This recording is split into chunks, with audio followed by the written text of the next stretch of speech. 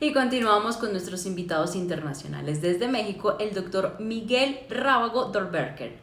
El doctor Miguel es docente investigador del Departamento de Derecho de la Universidad Iberoamericana. Es doctor en Derecho por la Universidad de Salamanca con estudio en Derecho y Estudios Latinoamericanos de la UNAM, la Universidad de Chile y el ITESO. Su enfoque investigativo se concentra en la crítica sociológica y antropológica y del derecho y el Estado en América Latina. Hola, ¿qué tal? Soy Miguel Rábago Becker. Tengo el gusto ahora de compartir con ustedes en este curso, digamos, en el que han visto diversas cuestiones relativas al sistema interamericano, a derecho administrativo, a control de constitucionalidad. Tengo el placer de participar con ustedes, ¿no? Con el tema relativo a control de convencionalidad en el sistema interamericano.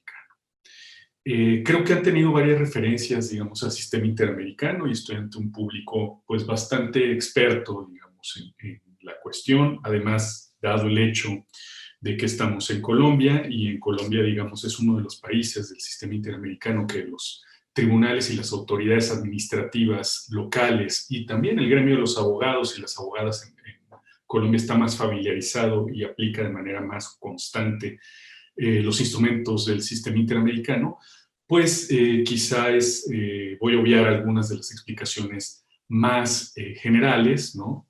Y me concentraré en algunas discusiones que hay relativas al control de convencionalidad. Bueno, en primer lugar, el control de convencionalidad nace alrededor de mediados de los 2000, ¿no? En el sistema interamericano, concretamente en la Corte Interamericana de Derechos Humanos. Solo para ubicar, pues el sistema se compone de la Comisión Interamericana y la Corte Interamericana. En este caso, digamos, el control de convencionalidad tiene que ver más con una posición derivada de las facultades jurisdiccionales de la Corte Interamericana de Derechos Humanos, que tiene su sede en San José, como ustedes saben, y digamos, la Corte Interamericana también tiene dos tipos de jurisdicciones que también conoce. Una es una jurisdicción de carácter contenciosa y otra es una jurisdicción de carácter consultiva. En este caso me estoy refiriendo obviamente al carácter contencioso de la Corte, a su jurisdicción contenciosa, a su facultad de resolver casos, digamos, presentados por peticionarios de un Estado parte, ¿no?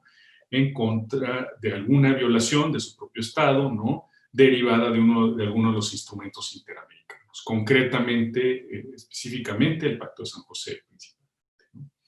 El control de convencionalidad ha tenido bastante discusión, digamos, desde estas fechas que les estoy mencionando, en 2005, a la fecha en diferentes países latinoamericanos. Quizá yo diría que es una discusión que se ha centrado mucho más en mi propio país. Yo soy de origen mexicano, aunque trabajo en la Universidad de los Andes aquí en Bogotá desde hace un tiempo, pero digamos me tocó vivir en México toda la discusión relativa al control de convencionalidad y los efectos que tenía la jurisprudencia de la Corte de control de convencionalidad. Les digo que comienza a gestionarse a mediados de los 2000, en 2005, 2006, a través de unos casos que vamos a analizar, y después en México, digamos, da puerta a discutir una reforma constitucional que se da en 2011. En el Perú también ha tenido, digamos, alguna discusión este término, el control de convencionalidad. Creo que en Colombia es un término mucho más asimilado por los órganos administrativos y sobre todo jurisdiccionales y sobre todo la Corte Constitucional colombiana, ¿no? Que en otros países. Entonces, la discusión que se da en 2005 y 2006, si bien no es en casos que atañen a México ni a Colombia, ¿no? Es una discusión que ahora vamos a ver, pues cambió en muchos sentidos la forma de interpretación y de aplicación de la convención, aunque también hay una discusión bastante grande de si realmente esa discusión del control de convencionalidad cambiaba las obligaciones de los estados parte o si más bien era un esfuerzo de la Corte para aclarar, digamos, y dejar y dar una línea, digamos, de interpretación mucho más clara de la convención y, digamos, hasta cierto punto de dejar de concentrar la aplicación de la convención en la Corte, sí como interpretación general, pero digamos con una aplicación mucho más tipo control difuso de constitucionalidad, en la que todos los tribunales, y ahí está la pregunta también, y si se extiende también, y yo creo que sí, a las autoridades administrativas y a otro tipo de autoridades públicas, digamos, ya sea órganos constitucionales autónomos, en los casos de México, fiscalías con cierta autonomía, otro tipo de arreglos institucionales que pueda haber en los países del sistema interamericano. Una cuestión que también previamente tenemos que discutir es una cuestión muy específica del sistema interamericano, que si bien el sistema interamericano se basa en la Organización Internacional, la Organización de Estados Americanos, pues digamos que el sistema interamericano completo, es decir, con los instrumentos principales, los tratados principales, que son el Pacto de San José, pero también otras convenciones como la Convención Interamericana contra la Tortura, o de Desaparición Forzada, o de Belém do Pará. Estos instrumentos, digamos, forman parte de un sistema mucho más, les puedo decir, reforzado, del cual no todos los países de la OEA participan, ¿sí? Entonces, el sistema interamericano que conocemos en Colombia, o en México, o en Argentina, no es el sistema interamericano que se aplicaría en Estados Unidos, o en Granada, o en Canadá, o en otros estados, digamos, de la Organización de Estados Americanos. Entonces, cuando hablemos del sistema interamericano, yo me estoy refiriendo específicamente a ese sistema interamericano reforzado de estados de la región, sobre todo continental latinoamericana, ¿no? Digamos, no del Caribe, ¿sí? En el que casi todos, la gran mayoría y en su inmensa mayoría, son parte del Pacto de San José y de otros instrumentos interamericanos. Entonces, eso es una primera cuestión que sí quisiera aclarar, porque cuando estamos hablando del sistema interamericano, estoy hablando de ese sistema interamericano que opera en nuestra región latinoamericana. Sin embargo, el sistema interamericano de derechos humanos también aplica a través de la Carta de la OEA y de la Declaración, digamos, Interamericana de Derechos Humanos en otros países de la región, como Estados Unidos, Canadá y también en el Caribe, de manera distinta a la que opera, digamos, en la región continental sudamericana, centroamericana y México, ¿no? Entonces, esto es una primera observación. La segunda observación es que el control de convencionalidad se refiere, de manera general, a aquel ejercicio que hacen autoridades, sobre todo jurisdiccionales, es el primer tipo de autoridades jurisdiccionales a las que apunta, digamos, el sistema interamericano, ¿no? Jueces locales, es la actividad bajo la cual, en virtud de un convenio interamericano, específicamente y de manera más general, aunque no exclusiva, el Pacto de San José, la Convención Interamericana de Derechos Humanos, pues esa autoridad jurisdiccional realiza un control de ya sea actos administrativos, actos jurisdiccionales o su propia normativa interna, su legislación, reglamentos, otras ordenanzas internas, ¿no? En base al sistema interamericano, al Pacto de San José, y decide, digamos, en función de alguno de esos instrumentos, ya sea dejar de aplicar o interpretar de manera distinta, ¿no? De una manera, digamos, coherente con el sistema interamericano, esas normas. Sobre todo hay una discusión, hay algunos teóricos que dicen que el control de convencionalidad es un control sobre normas o actos que específicamente sean contrarios al sistema interamericano, y algunos suben un nivel más aún en el que son actos o legislación, digamos, interna que va en contra del sistema interamericano y que el sistema interamericano, digamos, es tan incompatible que solo se permitiría, digamos, hacer una interpretación acorde al sistema interamericano cuando se dejen de aplicar esas normas o esos actos administrativos. Digo, esto es de manera muy abstracta, y el control de convencionalidad también, en algunos casos, y así lo han mencionado algunos jueces de la Corte, ¿no?, se asemeja o tiene ciertas similitudes con el control de constitucionalidad que ejercen los tribunales constitucionales centralizados, digamos, en algunos de nuestros países y en algunos países europeos sobre todo, pero también en otros lugares del mundo, ¿sí? Pero con algunas diferencias, ¿no? Primero que todo, pues, para empezar a discutir esta cuestión, pues la Corte Interamericana no es un tribunal constitucional, aunque algunos jueces y algunos teóricos, digamos, la asemejan a algunas de sus funciones a un tribunal constitucional, pero pues lejos está de la institucionalidad, de la capacidad, digamos, estructural que tiene un tribunal constitucional, en donde aparte de tener un mandato claro, digamos, de la Constitución, tiene una organización y un sistema procesal, digamos, muy claro, y también, pues, que tiene una institucionalidad y unas capacidades administrativas mucho más grandes que la Corte Interamericana.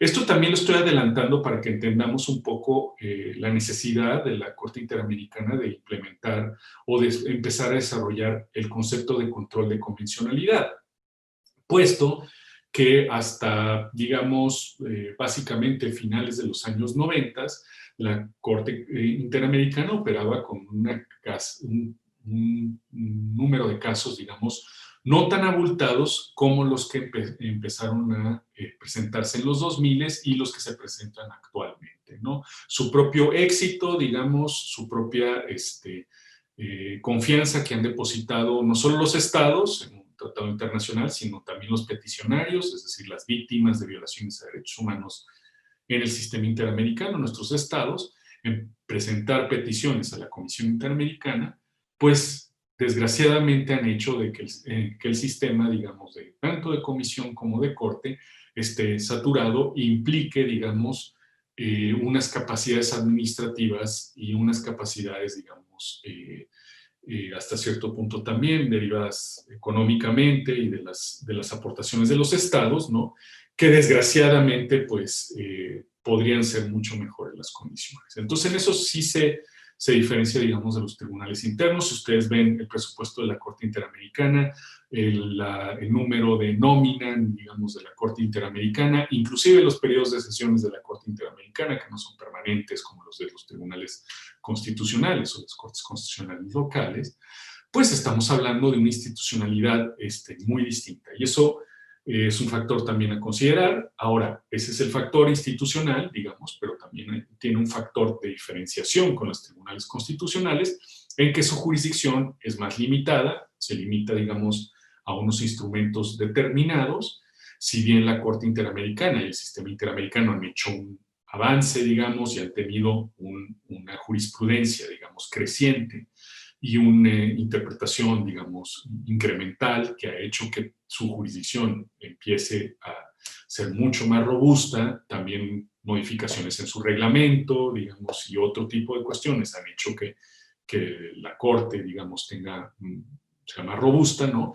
Pues difícilmente la podemos, digamos, comparar con la jurisdicción mucho más establecida, mucho más puntual y, digamos, derivada de un acto constitucional que tiene unas particularidades, digamos, muy específicas de legitimidad política, de creación, digamos, normativa muy específica y de jerarquía también normativa en los sistemas internos, ¿no? Entonces, aparte de esa división, digamos, que hay claro en la institucionalidad y la propia jurisdicción de la Corte Interamericana, también tenemos que ver que la Corte Interamericana es un tribunal internacional. Y como tribunal internacional también esto implica que los tribunales internacionales están basados en el consentimiento de los estados, ¿sí? El consentimiento quizá, y eso no, nada más para hacer un símil mucho más simple, ¿no? Con los sistemas constitucionales internos, pues, digamos, la sumisión hasta cierto punto el consentimiento de creación y el acto político de creación de una Corte Constitucional proviene de un acto fundacional, digamos, político, del arreglo institucional de un Estado, que es una asamblea constituyente, que es un proceso constituyente, y que implica, digamos, una legitimidad y una realidad política y una realidad histórica muy específica que no tienen el sistema interamericano. Ahora, aún con estas diferencias, aún con estas cuestiones, el sistema interamericano ha tenido un lugar central en el avance de la interpretación del derecho público y del derecho en general en nuestra región, ¿sí? Es un tribunal esencial para entender no solamente el contenido y alcance de derechos humanos en la región, sino también una especie de contenido común del derecho público y de los derechos humanos en la región. A esto se le ha denominado por personas como Amin von Bockhandy, el director del Instituto Max Planck de Heidelberg, dedicado al derecho comparado público y al derecho internacional, como una especie de jus constitucionale comune de la región, ¿sí? Una especie de marco constitucional común de la región. Hay unas posiciones, digamos, a favor de esta interpretación en la que se dice estamos en un marco común, tenemos muchas similitudes, nuestros procesos, digamos, de democratización desde dictaduras militares en el Cono Sur o los procesos de paz, aún que desgraciadamente no terminados del todo, digamos, en la región centroamericana, en Colombia, en Perú, ¿no? Tienen algo en común, tienen un esfuerzo en común, y estos esfuerzos han sido representados y han sido, digamos, en cierta medida, discutidos y plasmados en el sistema interamericano. Este es básicamente uno de los puntos a favor. En contra es una tesis de diversidad en el que pues, los países siguen teniendo diferencias económicas considerables. No podemos comparar, ya viendo los Estados miembros de la OEA, el Producto Interno Bruto de Brasil, el Producto Interno Bruto de Haití, la población, digamos, de países como Estados Unidos o Brasil, con la población que puedan tener, digamos, Uruguay u otros estados más pequeños, la extensión territorial de países como Argentina, Brasil, ¿no? En comparación a la extensión territorial de Granada, San Vicente y las Granadinas, etcétera, etcétera, etcétera, ¿no? Esta es otra cuestión. Además, hay un tema de cultura jurídica y de cultura en general. Como les dije, cuando me refiero al sistema interamericano, me estoy refiriendo a este sistema interamericano reforzado, en el que los estados tienen por lo menos ratificadas no solamente el Pacto de San José, sino la Convención Interamericana de Desaparición Forzada, la Convención de Belén do Pará y la Convención Interamericana contra la Tortura, o sea, una base muy fuerte, ¿no? Y esos estados particularmente tienen unidad territorial, les digo, en Sudamérica y en Centroamérica y México. Entonces, aún ahí, digamos, hay una cuestión cultural. Se dice, bueno, esa región tiene este sistema, participa este sistema, tiene historias comunes de emancipación en la independencia, procesos culturales similares, ya les comenté lo de las dictaduras, lo del proceso de paz, digamos, en algunos lugares donde hubo conflicto armado interno, etcétera, etcétera, y se diferencia un poco del Caribe, lingüísticamente, culturalmente, se diferencia un poco también de Estados Unidos y Canadá, pero aún en esta región que parecería más homogénea, también hay tradiciones, si bien jurídicas similares, algunos antecedentes de codificación civil similares, algunos antecedentes de influencia, digamos, en los procesos constitucionales, sobre todo en los nuevos procesos constitucionales que arrancan desde Brasil en 88, digamos, la Asamblea Constituyente en Colombia en 91, posteriores reformas, digamos, a la Constitución guatemalteca en 94, algunas reformas en Argentina, y los nuevos procesos, digamos, constituyentes denominados bajo el nuevo constitucionalismo latinoamericano, en Venezuela, en Ecuador, en Bolivia sobre todo, ¿no? Y digamos, ahora que tenemos un proceso también constituyente en puerta, ¿no? en Chile. Aún así, digamos, las tradiciones judiciales, las tradiciones de interpretación y la forma de entender el derecho internacional derivado de los tratados y los tratados en materia de derechos humanos, pues históricamente ha sido diferente en la región. Yo quisiera hacer un apunte a esta cuestión y a eso me refiero con algunas diferencias culturales. Primero, hay una diferencia en las jurisdicciones de los tribunales. Cortes como la Suprema Corte de Justicia de la Nación en México o cortes como la Suprema Corte Argentina tienen una jurisdicción, digamos, que podemos llamar mixta, que todavía retiene algunas funciones que en Colombia tendría la Corte Suprema o inclusive el Consejo de Estado, y también esas funciones, digamos, que son más de casación y legalidad, con funciones específicamente de control constitucional, como tiene la Corte Constitucional. Entonces, para simplificar, esto es mucho más difícil, digamos, de analizar, pero esas cortes tienen esa función mixta. Otra cuestión es que hay diferentes tribunales que tienen, diferentes países que tienen diferentes tribunales que ejercen ya sea un control central o un control difuso de constitucionalidad. Control central significa que tiene una corte específica, una sala en su Corte Suprema que tiene facultades constitucionales de interpretación constitucional exclusiva y que no son otros estados, digamos, los que la tienen.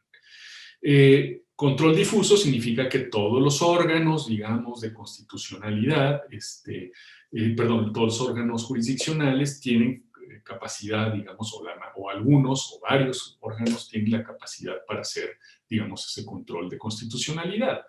Esto es importante para entender cómo el control de convencionalidad también es aplicado en diferentes estados y cómo entra. Si el control de convencionalidad implica hacer un control del Pacto de San José, tendríamos que ver la relación que existe entre el derecho internacional de los derechos humanos y el derecho interno. Esta parte es la estructura general del poder judicial de cada uno de los estados, pero también tendríamos que ir por el tema de la jerarquía, tradiciones de interpretación de los tratados, reticencias culturales internas, ya sea del gremio de los abogados, ya sea del gremio de la judicatura, ya sea la sociedad en sí, de utilizar tratados internacionales, o al revés, un activismo más fuerte, un conocimiento fuerte de los tratados, ¿no? ¿Cómo sería quizá el lugar, digamos, de Colombia o de Perú, donde existe una larga tradición de uso, digamos, de tratados internacionales y tratados derivados del sistema interamericano, ¿no? Por parte de diferentes grupos sociales y del gremio de abogados y abogadas, no tanto en Perú y digamos, en Colombia.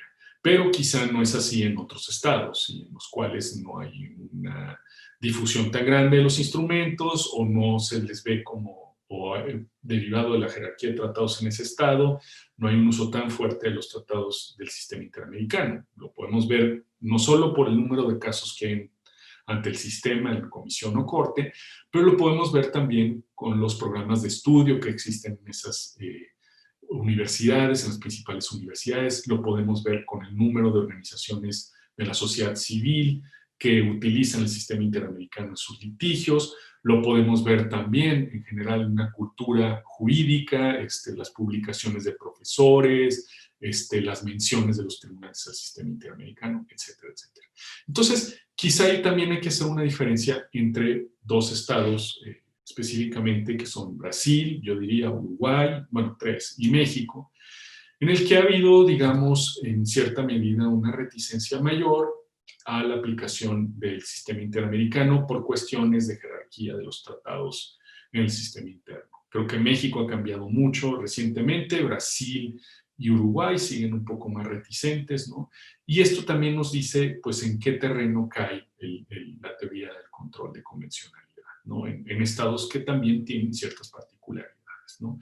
Lo mismo podemos decir de El Salvador o Honduras recientemente, que tienen mayor reticencia a veces al sistema interamericano o que han cambiado. Honduras un poco más abierto en algún momento, un poco menos en otro. También Chile, en cierta medida, una corte mucho más cerrada, digamos, al sistema interamericano, parecería ser, pero que también muestra algunos signos de cambio y que el proceso constituyente puede abrir otro tipo de cambios, ¿no? Entonces, también ubicar este tipo de diferencias.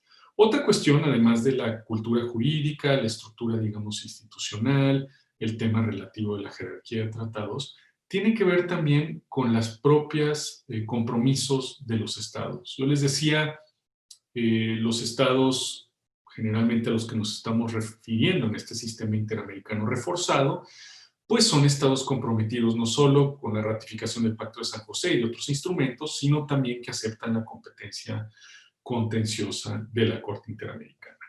Otra cuestión que quizá podríamos mencionar, es solo de manera más limitada, es que otro grupo de estados tienen reservas o declaraciones o restricciones a la competencia, digamos, de la Corte Interamericana o reservas y declaraciones de los tratados interamericanos. Entonces, dentro de ese grupo reforzado, también hay ciertas particularidades sobre ciertas cuestiones que son específicas. En el caso de México, por ejemplo, unos temas que habían sido hasta 2011 bastante problemáticos, era el tema de la participación política de personas, digamos, miembros de culto, personas que trabajan y que están, digamos, que son sacerdotes, rabinos, imanes, es decir, personas dedicadas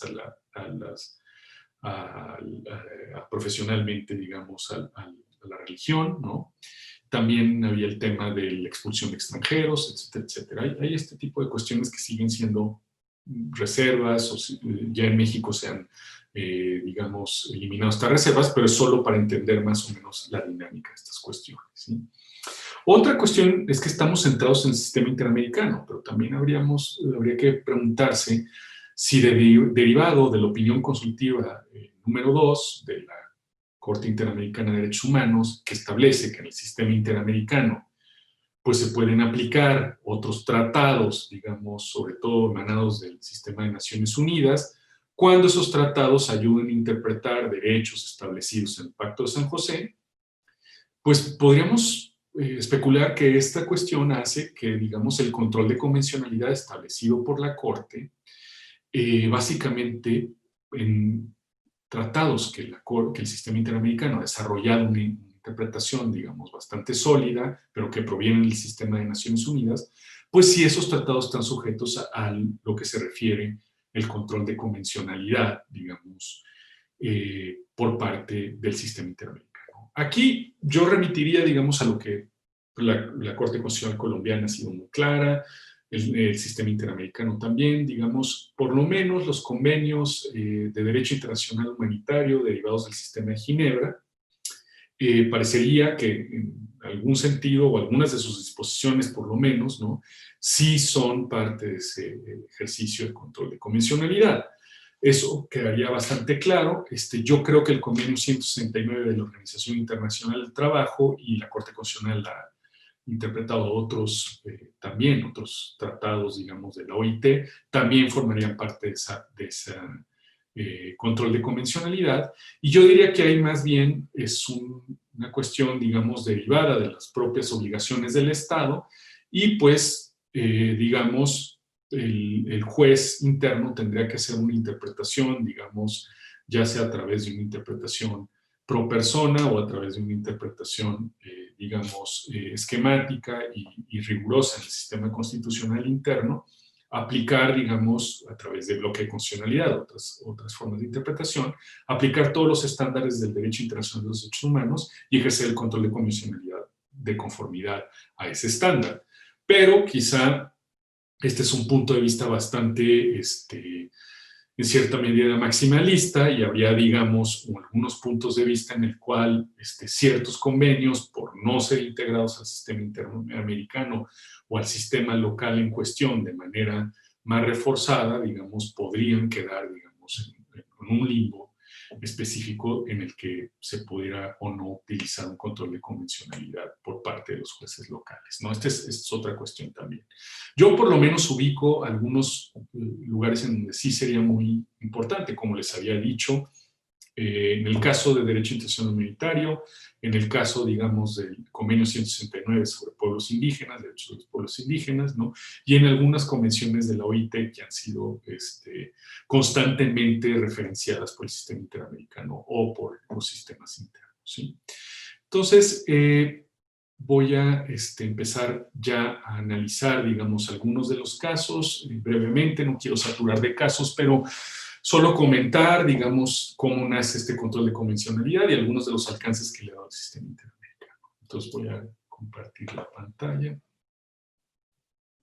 Está un poco lento, pero bueno, mientras tanto, mientras se acomoda la presentación, pues la primera cuestión que quería hacer, digamos, o comentar es que Estoy hablando del control de convencionalidad como nace. Ya ha habido otras sentencias de la Corte Interamericana, sería muy interesante discutir las más recientes, pero por cuestiones, digamos, de tiempo, solo voy a comentar cómo nace y algunas de las discusiones teóricas que hay al respecto, ¿no? Entonces, los casos principalmente a los cuales hay una referencia al control de convencionalidad comienzan con el caso Almonacid Arellano y otros contra Chile, ¿no? Que vamos a explicar ahora los hechos, etcétera, etcétera, y algunos de los discusiones que se da respecto al control de convencionalidad en ese caso. Después, el caso de trabajadores cesados del Congreso, Aguado Alfaro y otros, contra Perú, también de 2006. Como ven, es un momento muy clave, ¿no? El 2006 para el control de convencionalidad. Yo pondría estas dos en un primer grupo y después otras dos sentencias que son sentencias contra México, ¿no? Que son el caso Radilla Pacheco en 2009 y el caso Cabrera García Montiel Flores, también conocido como el caso Campesinos Ecologistas de 2010. Y aquí puse otro caso, pero con una advertencia de que es un caso muy controvertido del 2011, el caso Gelman, ¿no? Contra Uruguay, que vamos a hacer una referencia más general, ¿no? Pero también, digamos, por algunas, o hay un consenso de la mayoría de la literatura, que estas son las sentencias bajo las cuales se gesta, digamos, el control de convencionalidad. El caso Almonacid Arellano y otros contra Chile. Bueno, este caso en particular tiene que ver, ahí podemos ver la fotografía del señor Almonacid Arellano, ¿no? Y esta siguiente fotografía es del presidente Salvador Allende y atrás, digamos, vemos a un militar de alto rango, ¿no? En este caso, y tiene que ver con los hechos, digamos, que sobrevienen el golpe de Estado en Chile. Perdón que haga referencias muy específicas a los hechos de los casos, pero creo que es una cuestión ética, como abogados y abogadas y con funcionarios y funcionarias públicas, siempre hay que referir a los casos con los hechos en concreto para contextualizar, pues el sufrimiento de la gente que está detrás de estos casos. No solamente son casos que podemos hacer abstractos y nada más ir a las cuestiones jurídicas, sino también pues hay personas afectadas por esto. Y este es un caso de ejecución extrajudicial, ¿no? Después del golpe de Estado en Chile. Es después del golpe de Estado en 1973, ¿no? Muy poco después de este golpe de Estado, digamos, es detenido el señor Luis Alfredo Almonacid Arellano, que es profesor de enseñanza básica, y militante del Partido Comunista. Después de ser detenido, ¿no? Perdón, no fue detenido, sino entró a su casa y le dispararon, ¿no? En presencia de su familia y, digamos, se dio esta ejecución extrajudicial. Posteriormente, en 1978, hubo una ley de amnistía. Este es un caso típico, digamos, muy referencial y muy importante en lo que se refiere a la relación entre el sistema interamericano y leyes de amnistía, ¿no?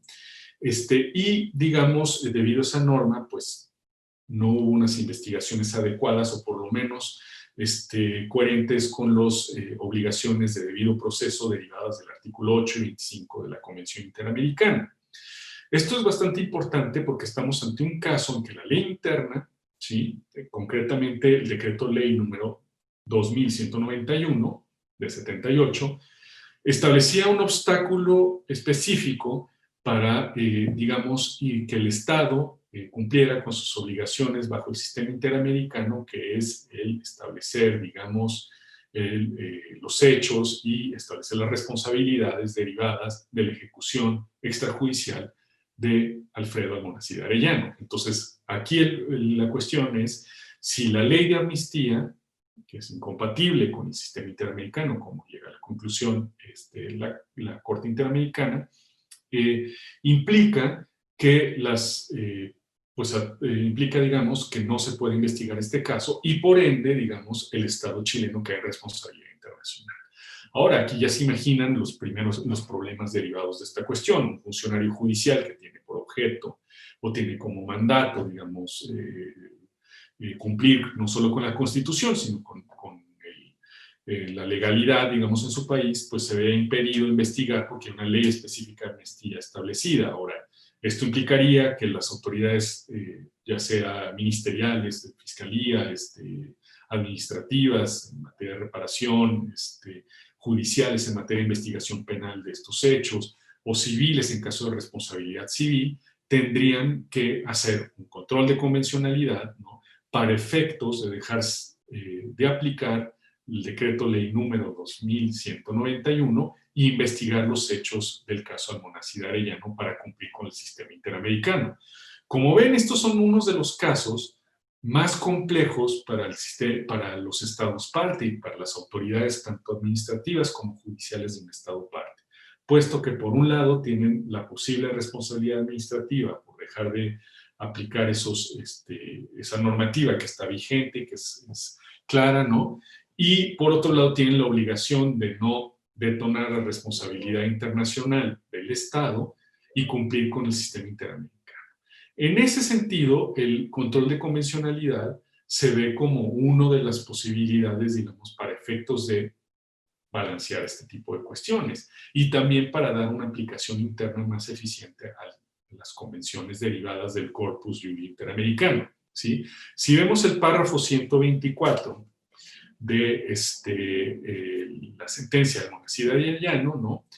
Pues más o menos resume lo que les he dicho de manera muy general, pero dicen que cuando un Estado ratifica la Convención Americana, sus jueces, ¿no?, y dice el aparato del Estado, aquí parecería, digamos, apuntar también a autoridades administrativas, ¿no?, se obliga a velar porque los efectos de la Convención no se vean mermadas por aplicación de leyes contrarias al objeto y fin. Es decir, esa ley de amnistía que impide investigar estos hechos, digamos, de ejecución extrajudicial, es contra el objeto y fin de la Convención, ¿no? Y por eso se debería de ejercer un control de convencionalidad. No voy a ahondar más en eso, pero como ven, pues es ahí donde este párrafo en el que se establece. El segundo caso es un caso que también creo que es, dado que este seminario está en el contexto, digamos, de la Alcaldía Mayor de Bogotá, ¿no? Me parece que también es muy importante para funcionarios y operadores jurídicos de la alcaldía, porque tiene que ver más con funciones administrativas, aunque más a nivel nacional en este caso y en Perú, ¿no? Es el caso de trabajadores cesados del Congreso, Aguado Alfaro y otros, contra Perú en 2006, el mismo año de Almonacid Arellano. Ahí pueden ver al presidente Fujimori, es una declaración ahí en la que se declara el denominado autogolpe, que disuelve los poderes judiciales y legislativo, sobre todo legislativo, y que gobierna, digamos, con las facultades, pues, básicamente muy centradas en el Ejecutivo durante ese tiempo. También coincide, ¿no?, este punto de la historia peruana con un punto de mayor represión, digamos, y mayores violaciones a derechos humanos en el conflicto armado interno peruano. Entonces, se refiere, digamos, al despido de 257 trabajadores del Congreso, ¿no? Esos hechos se dan, digamos, en el autogolpe del 92, como les decía, ¿no? Se crea una comisión administradora de patrimonio del Congreso de la República, ¿no?, que establece resoluciones en las que se cesa 1.110 funcionarios, obviamente los 257 peticionarios representados por un representante común, en este caso pues son una fracción, una cuarta parte de todos esos funcionarios que fueron cesados, ¿no?, del Congreso, ¿no? Estas personas, digamos, realizaron diferentes recursos administrativos que no pudieron tener, no llegaron a buen puerto, no tuvieron buenos efectos, ¿no? Y en algunos casos fueron desestimados, ¿no? Sobre todo en el caso del recurso de amparo, que sería, digamos, más o menos equivalente a la tutela aquí en Colombia, ¿no? Este caso, si se fijan, es más interesante para la gestión local en el sentido de que implica acciones derivadas de un órgano administrativo, también algunas cuestiones reguladoras, digamos, de diferentes decretos ley, etcétera, etcétera, ¿no? Pero, digamos, el tema principal también se asemeja, aunque no con digamos, la oposición tan fuerte, digamos, que en el caso de Almonacid, de una ley de amnistía que impide completamente investigar los hechos, pero sí se asemeja en el caso de que son normativa interna que a final de cuentas impide, digamos, un proceso administrativo, un recurso administrativo efectivo a estas víctimas para ser resarcidos por haber sido cesados en 92, ¿no? Del Congreso. Aquí el 128 me parece que es un párrafo muy similar en su sentido, en el del control de convencionalidad, al que habíamos visto en el caso de Almonacid Arellano contra Chile. Dice, cuando un Estado ha ratificado un tratado internacional, los jueces están sometidos a ella y tienen que velar por el efecto útil de la convención. Efecto útil significa por aplicar la convención y, digamos, desestimar aquellas normativas, digamos, que puedan mermar efectivamente la aplicación de la convención, ¿no? Dice, mermando o anulando la aplicación de leyes contrarias a sus disposiciones, objeto y fin. Si se fijan, hay una diferencia con el caso Almonacid Arellano, en el que se habla de disposiciones, no solamente el objeto y fin.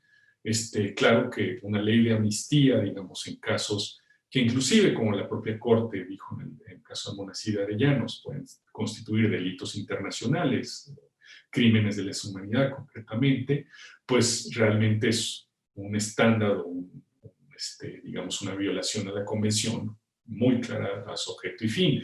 En este caso se amplía disposiciones objeto y fin, puesto que está más en el ámbito de los recursos, digamos, efectivos y del ámbito del derecho a acceso a la justicia del artículo 8 y 25 de la Convención, ¿sí? Sobre todo el derecho a ser resarcido, ¿no? Pues bueno, en este caso, en el caso de un cese irregular a los trabajadores, digamos, del Congreso, ¿no? Y aquí especifica más que los órganos del Poder Judicial deben ejercer no solo un control de constitucionalidad, sino también de convencionalidad, ahí distinguiendo entre el control de constitucionalidad, que para muchos, y esta es una discusión también muy, muy clara, sobre todo en el ámbito colombiano, si el control de constitucionalidad, pues en sí mismo está por las características del bloque de constitucionalidad y la jurisdicción de órganos como, pero no exclusivamente la Corte Constitucional en Colombia, si no está subsumido en el control de convencionalidad. Aquí parecería que en casos en que se dice que se está ejerciendo un control de constitucionalidad, pero eso no implica un bloque de constitucionalidad que incluya a los convenios, parecería que hay dos conceptos para la Corte. Uno es el control de convencionalidad, que tiene que ver con los tratados internacionales derivados del sistema, y otro es el control de constitucionalidad derivado del sistema interno, que puede o no incluir a los tratados internacionales, o que incluye algunos, pero no como el caso de Argentina, específicamente algunos, digamos, nombrados específicamente en la Constitución argentina, pero no necesariamente todos los tratados que para el sistema interamericano implicarían el control de convencionalidad. Por eso hace esa diferenciación que es muy, muy interesante. También establece como un momento procesal en el cual digamos, se pueden realizar, o una forma procesal en que se puede realizar control. Dice, es un control ex oficio entre las normas internas y la Convención Interamericana. Es interesante que aquí se refiere a la Convención Americana nada más, no está refiriéndose al sistema. Eso vamos a ver en algunos de los votos concordantes, que hay una especificación mayor, ¿no?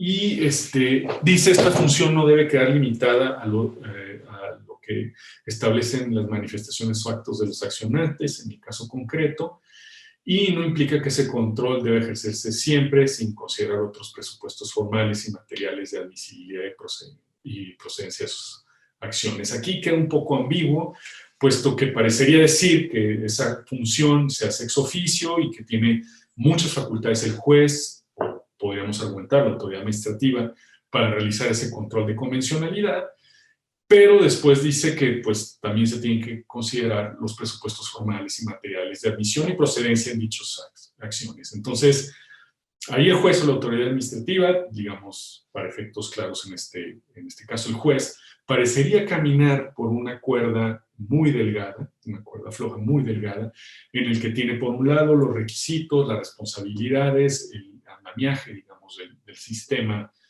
interno, los presupuestos formales, materiales, de competencia, procedimiento brutalidad, etcétera, etcétera, y los temas, digamos, relativos del control de convencionalidad y su obligación de cumplir con las convenciones. Como vemos, no lo deja en un lugar muy claro.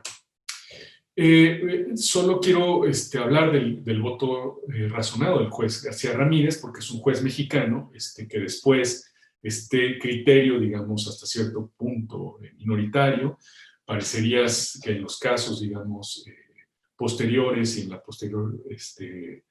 posteriores casos de la Corte Interamericana parece convertirse, como sucede muchas veces, de minoritario a mayoritario, ¿no?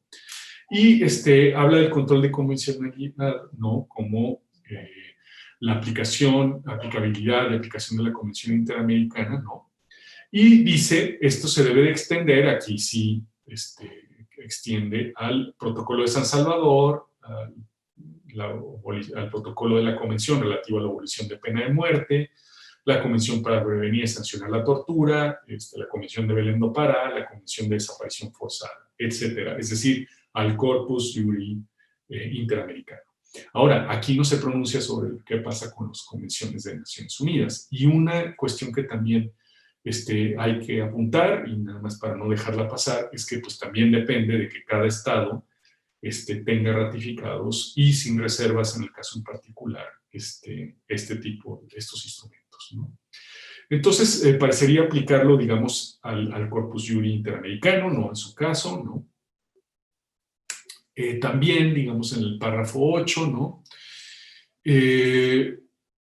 Básicamente justifica el control de convencionalidad por un ámbito de seguridad jurídica, ¿no? También no lo dice específicamente, pero parece haber un subtexto, ¿no?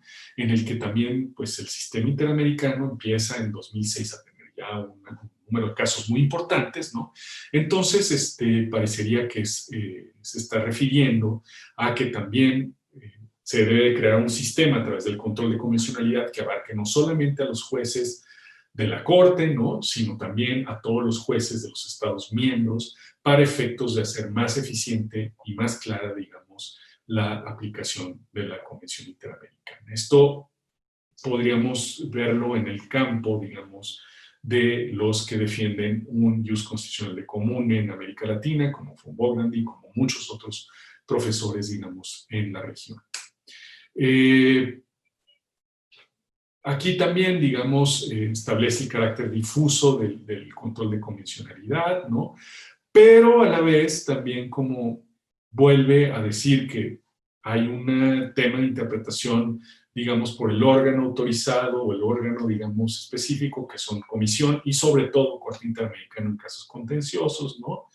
Que también es una cuestión que habría que establecer de manera, o hay que precisar más claramente, porque si el intérprete auténtico es la Corte, ¿no? Entonces estas interpretaciones que hagan todos los jueces en diferentes países de la región pueden acabar por moldear, digamos, de manera distinta la aplicación e interpretación de la Convención. Entonces ahí parecería que hay como una diferencia entre aplicación de la Convención e interpretación. Bueno, y finalmente el juez Cansado Trinidad establece también que deben la obligación del Poder Judicial, aquí nada más el Poder Judicial, ¿no? De aplicar el derecho internacional de los derechos humanos. Como se fijan, esto parecería, si se fijan, parecería ampliarse no solo al sistema interamericano, sino a todo el sistema de derecho internacional de los derechos humanos vigente en el Estado en cuestión, ¿no? Entonces parecería abrir mucho más esta cuestión. Ahora, rápidamente, porque tenemos un periodo de tiempo un poquito más limitado, nada más quisiera cerrar diciendo lo que pasó en los siguientes dos casos, ¿no? Que es el caso, digamos, Rosendo Radilla Pacheco, y el caso, digamos, de campesinos ecologistas, este caso 2009, desaparición forzada. Y voy a tratar de juntar los dos casos para ver lo que sucede. México en este momento es un país que estaba, digamos, todavía con una reticencia a aplicar por parte de los jueces, de manera general, los instrumentos del sistema interamericano. Y por ende, digamos, estas sentencias fueron y cambiaron muchísimo la forma de entender el derecho internacional de los derechos humanos en México. Y es, creo que, un ejemplo que puede darnos pistas sobre lo que implica el control de convencionalidad.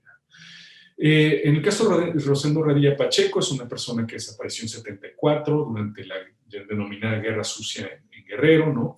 Un cantante de corridos, como vemos ahí, pero también vinculado a movimientos sociales y por ello en un retén militar fue desaparecido. Entonces estamos hablando de una desaparición de larga duración que ya lleva 46 años, ¿no? Y en el que en diferentes casos la hija de él, Tita Radilla, que está ahí en la fotografía, ¿no? Llevó este caso a los diferentes órganos de investigación penal, las procuradurías en ese entonces, ahora llamadas fiscalías, y también en diferentes juicios penales que no llegaron a buen puerto o que, digamos, por ser presentados ante autoridades civiles, sobre todo, fueron después remitidos a autoridades militares en los que no hubo un avance considerable en la investigación, como lo dice la Corte, ¿no? El caso campesinos ecologistas también es similar en el sentido de que trata también de un tema de jurisdicción militar, también es en Guerrero, pero es hechos desgraciadamente posteriores. Digo desgraciadamente porque esto nos dice el tipo de violencia que sigue operando en el estado de Guerrero, que es una violencia operada sobre todo por actores del Estado y por el Ejército Nacional en esa región, que tiene una presencia de mucho tiempo, y que en este caso a dos personas, digamos, miembros de organizaciones sociales de protección ambiental, que fueron torturados, también al presentar, digamos, diferentes acciones, estas acciones fueron conocidas por la jurisdicción militar y con avances, digamos, bastante pírricos en la cuestión. Entonces, estos dos casos tienen que ver con la forma, digamos, una jurisdicción militar muy digamos, en ese momento bastante amplia para conocer de casos de violaciones a derechos humanos, lo cual en diversas ocasiones la Corte había dicho, Interamericana había dicho que eran, digamos, no era un juez común, el juez militar para violaciones de derechos humanos, y también tiene que ver con estas jurisdicciones militares que están aplicando normas del Código de Justicia Militar que parecen incompatibles o que se declaran incompatibles con el sistema interamericano. Y que en estos dos casos, pues mostraron que eran normas que efectivamente retrasaban de manera muy considerable las investigaciones que, como ven en el caso de Rosendo Radilla, pues llevan más de 40 años, ¿no? Llevan más de 40 años. Entonces, esta cuestión es importante porque en México, digamos, los jueces no solo se negaban a aplicar el control de convencionalidad, sino a aplicar directamente los tratados, digamos, a utilizar tratados en materia generalmente y específicamente tratados en materia de derechos humanos. Entonces, la reticencia a no aplicar estos tratados preferentemente a sus normas ya existía, aunque la Corte ya había dejado claro que se tenía que aplicar preferentemente los tratados, pero los tratados de derechos humanos tienen digamos, características particulares que implican que cuando se aplican preferentemente pueden dejar sin aplicación, digamos así, o desplazan la aplicación de normas internas. Y esto era, en ese momento, pues por lo menos muy complicado para los jueces mexicanos, inclusive para los jueces de amparo, que sería el equivalente a a la tutela, digamos, en Colombia, que se negaban a otorgar amparos, digamos, para dejar de aplicar, digamos, algunas normas derivadas del Código de Justicia Militar, etcétera, etcétera. Entonces, simplemente para finalizar, porque el tiempo ya se ha terminado, pues decir un poco que el control de convencionalidad y la noción de control de convencionalidad, pues hay mucho que discutir, mucha polémica, digamos, relativa a sus efectos. Hay algunos sectores que dicen, bueno, el control de convencionalidad parecería que en unos casos se utiliza para describir cosas que no son más que la aplicación directa del tratado, digamos, y más bien se refiere a la inaplicación de normas internas o actos administrativos internos, ¿no? En función exclusiva de un convenio internacional, que es la definición más técnica. Pero, digamos, la noción de control de convencionalidad también en países que habían sido reticentes a aplicar del todo los tratados interamericanos en materia de derechos humanos, pues se ha utilizado también como una punta de lanza para empezar a que estos jueces empiecen a cambiar el sistema, digamos, interno y empiecen a aplicar de manera más eficiente y empiecen a interpretar de manera más clara sus normas a la luz del Pacto de San José y los otros sistemas y las otras normas del sistema interamericano. Esto en México, esto en Brasil. Yo podría decir que en el caso de Colombia no es así. Tenía algunas otras sentencias, digamos, derivadas del sistema interno colombiano, en el que pues hay una larga tradición de aplicación de los tratados internacionales, hay una definición propia del control de convencionalidad, hay una aplicación de los jueces, digamos, del control de convencionalidad mucho más clara, ¿no? Pero, digamos, el caso es que para fines de establecer, digamos, en las diversas discusiones que han tenido en este curso, me parece que hasta ahí es muy interesante, digamos, discutir esto. Me gustaría compartir otras cosas, hay mucho que decir y cuestiones mucho más técnicas del sistema colombiano, pero creo que con esto ya nos damos una idea de por dónde van los debates, cómo se crea el sistema interamericano, y habría que seguir con las particularidades que tiene el sistema colombiano y en los 3 altos tribunales específicamente. Pues yo sin más agradezco muchísimo la oportunidad de hablar, aunque sea por este medio, con ustedes, ¿no? Y también me parece que es un tema que permite muchas discusiones, no solamente teóricas, y me hubiera gustado mucho tener las preguntas y respuestas de ustedes, ¿no? Y haber interactuado, porque estoy seguro que este tema da mucho de qué hablar y hay personas muy competentes, estoy seguro, en el foro que pueden comentar cuestiones muy interesantes al respecto. Entonces, solamente agradecer nuevamente y espero quedo a sus órdenes y muchas gracias por escuchar este video. Gracias.